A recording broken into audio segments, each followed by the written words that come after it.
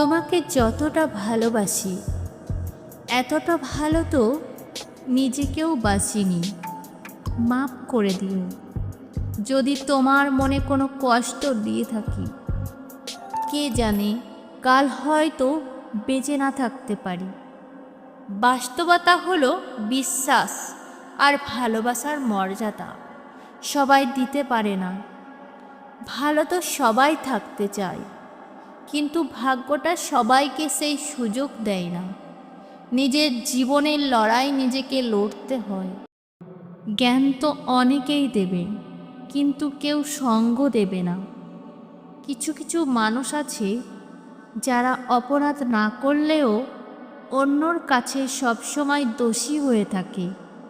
যেমন আমি, যার রাগ বেশি, যে নীরবে ভালোবাসতে জানে, তার ভালোবাসার গভীরতা অনেক বেশি।